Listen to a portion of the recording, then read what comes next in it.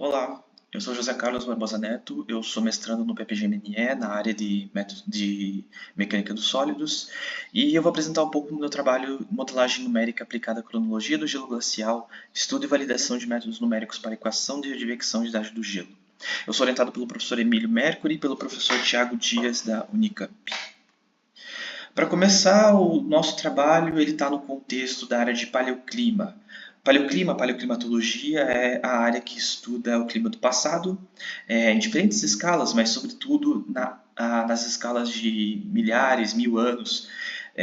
E aqui eu trouxe para vocês algumas imagens ilustrativas de um pouco da área do paleoclima. Aqui embaixo, à esquerda, vocês têm como a temperatura da Terra mudou desde o do último período interglacial, há 130 mil anos, até 6 mil anos atrás, na metade do Holoceno. Aqui em cima vocês têm um gráfico bastante conhecido da área de paleoclima, que mostra justamente essas variações ao longo dos últimos 400 milhões de anos até hoje, né? Aqui, conforme a gente vai chegando mais perto do presente, a gente tem já dados de testemunhos de gelo, que são esses NGRIP, EPICA, são projetos de perfuração de idade do gelo, de testemunho de gelo. E aqui nós temos alguns modelos considerando os cenários bastante conhecidos do IPCC. Né? Então a gente pode ver aqui o aumento da temperatura desde a metade do século XX. Né? E, bom, paleoclima se estuda basicamente através de proxies, indicadores, e alguns desses indicadores são esses 5 que eu estou colocando para vocês ali, que são anéis de árvores, varves ou varvitos, né, um tipo de rocha, espeleotemas, corais e, por fim, testemunhos de gelo. Né? Testemunho de gelo, na verdade, ele consegue voltar muito no passado e uma das questões atuais da área de paleoclima é essa transição do meio do Pleistoceno aqui embaixo. O que é isso?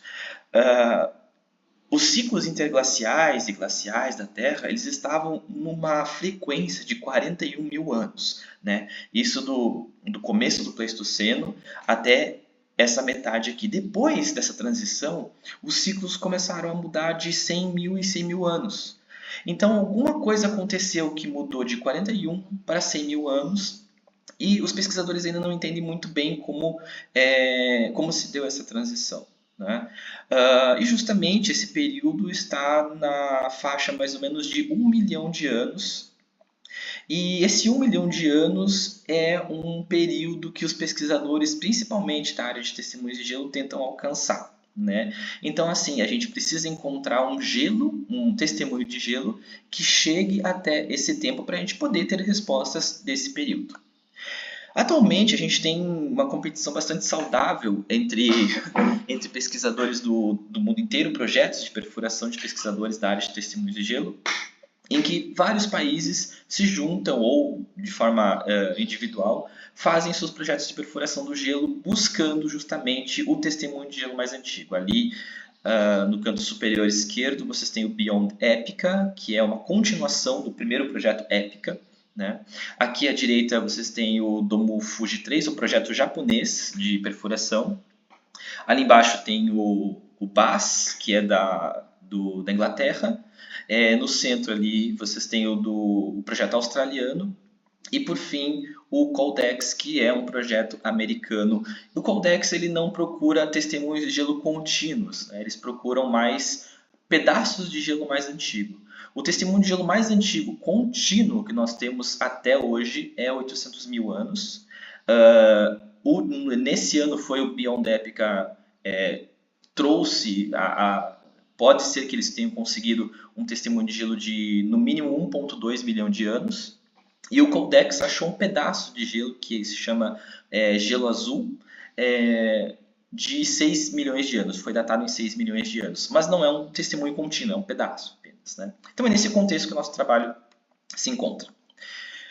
No manto de gelo, mantos de gelo só existem na Antártica e na Groenlândia, mas o domo de gelo ele funciona assim. Ele tem esses vetores verticais no centro e depois esses vetores vão se expandindo conforme vão saindo do centro para a margem. Tá? Então, assim, se a gente tem esse fluxo do gelo predominantemente vertical, todas as equações que a gente usa para modelar fluxo, idade, balanço de massa, a gente consegue simplificar nesses locais, né? Então, assim, a gente tem esse domo, no centro, que a gente chama de divisor de gelo, os vetores são predominantemente verticais. Então, esse é um fluxo básico, é um esquema básico do funcionamento de qualquer manto de gelo. Tá?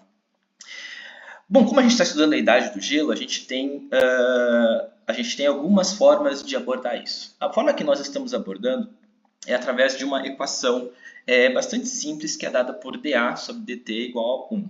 Né? Essa equação é dada num sistema lagrangiano, tá? Em que a gente considera o topo, a idade no topo igual a 0, e a idade, né, enfim, abaixo, vai aumentando.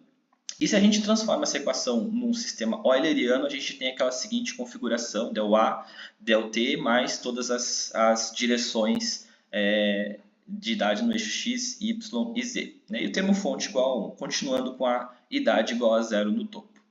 Se a gente fizer aquela aproximação de unidimensional, principalmente no estado estacionário, ou seja, considerando somente a idade no centro do domo de gelo, como eu mostrei aqui, ou seja, somente os vetores verticais, a gente consegue fazer uma simplificação bastante grande. Então, estado estacionário, a gente tira o termo temporal, e como a gente considera só a velocidade vertical, a gente tira os termos de x em y. Então, a gente tem Vz, dA, dz igual a 1.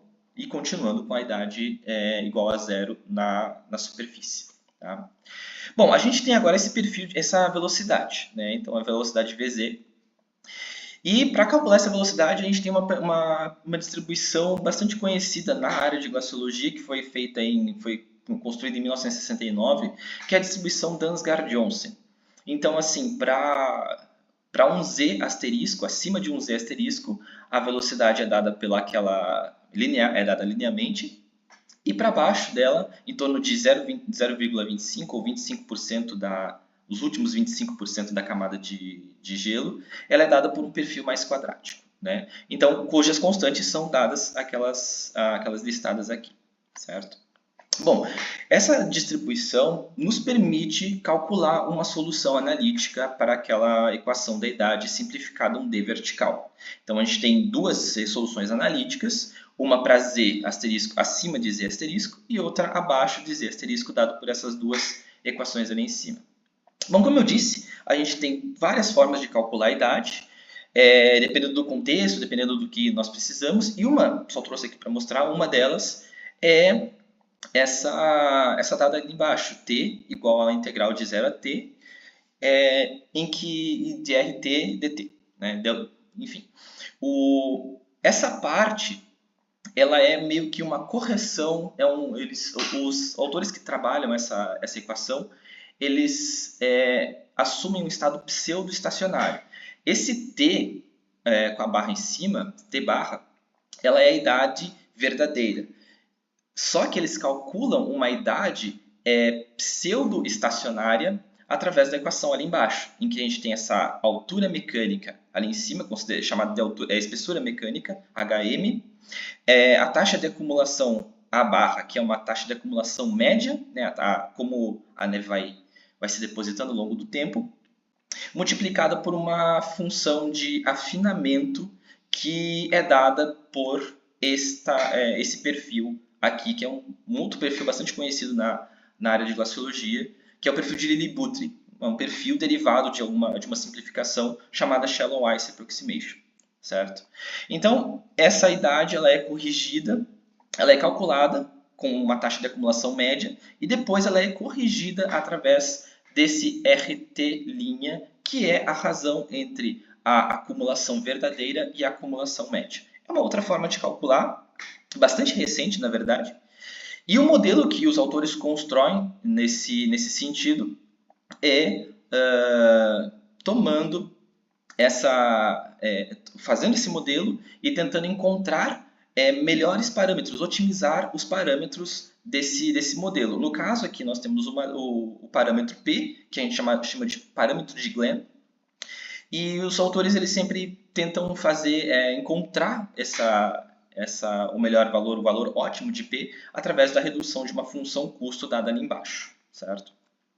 Bom, aqui, voltando na nossa equação, a gente tem aqui plotado a distribuição das Gard-Johnson para a velocidade vertical, a espessura está normalizada, e aqui o gráfico da solução analítica, né? Então vocês podem ver que conforme vai ficando mais profundo, mais idade vai se concentrando em menos tempo. Numericamente, ela é resolvida através de volumes finitos, com grade escalonada. Então, a gente tem diversos esquemas de interpolação, a gente tem a resolução por a construção do numérico em volumes finitos e diferentes esquemas de diferenças finitas surgem para a gente poder interpolar os valores fora das grades. Então, aqui a gente tem a grade escalonada, e a equação a gente coloca ela no formato conservativo, substitui algumas variáveis e tem del A, del T mais del F, del Z igual a Q. Bom, a gente integra os termos e essa aqui é a configuração básica do método numérico que a gente vai utilizar. Então, todos os métodos numéricos apresentados são maneiras diferentes de computar as idades nas faces da célula, que são a idade em K mais meio e K menos meio. A gente tem primeiro um esquema upwind de primeira ordem, o up1. Então, aqui em cima a gente está considerando, esse aqui já é o K máximo, a espessura máxima, né? A gente está considerando A igual a 0. E depois a gente considera, no resto nos outros pontos, a gente simplesmente pega o ponto anterior e substitui em K mais meio. Então, aqui antes nós tínhamos K mais meio, aqui nós temos de volta K mais 1. E antes nós tínhamos K menos meio, aqui nós temos AK. Então, o upwind ele pega o primeiro ponto anterior e substitui no seguinte. Para a base, a gente sempre tem que fazer uma configuração um pouquinho diferente, né, porque a gente tem meia célula. Né? Isso vai se configurar nos outros métodos também. O upwind de segunda ordem é um pouquinho diferente. A gente pega, em vez de um ponto, a gente pega 2 pontos. Então, nesse sentido, a gente mantém a base igual a 0. A gente tem que fazer uma outra configuração também para a base, mas a gente tem que fazer uma outra configuração, uma quarta equação, para poder resolver K máximo menos 1. Porque como o upwind pega 2 pontos, e a gente não tem esses 2 pontos lá, logo no primeiro ponto abaixo da espessura, precisamos fazer uma outra configuração para poder calcular esse upwind de segurar a idade nesse ponto. E aqui, por fim, a gente também testou o Quadratic Upstream Interpolation for Convective Kinematics, o QUIC. Né? O QUIC pega 3 pontos, 2 antes, 1 depois. E aqui também temos a mesma configuração, 4 equações, no topo igual a 0, base uma outra configuração. E para K máximo a gente também tem que ter uma outra configuração, justamente porque pega 2 pontos anteriores. A gente plotou aqui a solução analítica sobre os métodos numéricos sobre a solução analítica para ver como que eles se comportam. E a gente calculou mais ou menos um erro relativo basal. O erro relativo basal ele é bastante importante porque é na base em que surgem, segundo a bibliografia, é na base em que surgem os maiores erros. Justamente porque na base do gelo nós temos muito mais deformação, muito mais difusão de gelo, acontece muito mais coisas ali que não são tão simples de serem modeladas. Né? Então ali a gente tem um erro relativo basal de menos 3%, menos 3%, para o upwind 1, menos 5 para o upwind 2, menos 3 para o quick, menos 3.77. Isso para um tempo igual a 100, certo? Bom, o estado atual da nossa pesquisa agora é que a gente já tem esses métodos numéricos, a gente vai tentar implementar mais uns 2. Não são tão difíceis assim de serem implementados, mas a gente agora tem esses métodos numéricos e precisamos validar eles. Bom, o estado atual a gente pode usar dados de RES, que a gente chama Radio Echo Sounding, isócronas, e esses dados eles já estão sendo bastante utilizados na bibliografia super recente, de 2023 para cá. Esse primeiro artigo à esquerda superior, ele é o artigo que modela aquela segunda equação, aquela segunda forma de idade que eu mostrei. Esse segundo artigo, ele mostra como a idade está sendo modelada em 2.D, né, o modelo 2.D. E esse outro modelo aqui embaixo, ele modela as isócronos, ou seja, linhas de mesmo tempo ao longo de um perfil, né? Nesse caso aqui também é 2D, mas a gente agora precisa encontrar um banco de dados bom o suficiente para a gente poder aplicar os nossos métodos numéricos e tentar validar eles por fim. Rapidamente, só gostaria de comentar uma coisa que o PPG-MNE me proporcionou, que foi um curso de capacitação que eu tive a oportunidade de fazer em agosto desse ano. Foi lá no CONICET, no Instituto Argentino de Nivologia, Glaciologia e Ciências Ambientais, na Argentina, em Mendoza. Então, essa aqui é algumas fotos das aulas. A gente teve aulas de distribuição, dinâmica de geleiras nos Andes, climatologia de montanha, hidrologia glacial, métodos de balanço de massa, riscos ambientais associados ao retrocesso glacial, eventos catastróficos, que chamam de eventos GLOF, algumas fotos das aulas. Nossa turma está misturada nessa última foto aqui embaixo. E aqui nós trabalhando em campo, tendo as aulas de campo, algumas medições de neve que nós fizemos ao longo de 3 dias. Nós fizemos também um trabalho final aqui no canto direito inferior. Então, esse aqui sou eu apresentando junto com os meus colegas chilenos. E esse aqui é simplesmente são 3 slides da nossa apresentação final. Eu fiquei responsável pela parte de dinâmica glacial, né? Nós trabalhamos na área da Patagônia Sul. E eu tive que modelar e dar a velocidade basal e de deformação da geleira Uppsala, que é uma geleira bastante rápida para os padrões de geleiras do mundo. Então, era simplesmente para mostrar que no topo a velocidade de formação é uma, enquanto a basal é outra, e depois, conforme a geleira vai avançando, conforme a gente vai avançando para a zona de ablação, as velocidades elas se invertem. Então, uma se torna menor e a outra se torna maior. E aqui embaixo, o que os meus colegas fizeram simplesmente o balanço de massa de uma outra geleira.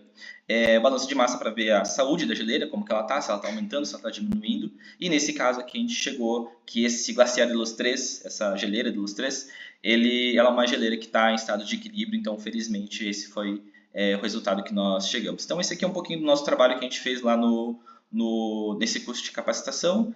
Eu agradeço ao PPG-MNE pela oportunidade de ter participado desse curso, por ter dado as possibilidades, ao PPG-MNE, à CAPES. E, por fim, gostaria de agradecer ao professor Emílio, ao professor Tiago, ao PPG-MNE, e muito obrigado.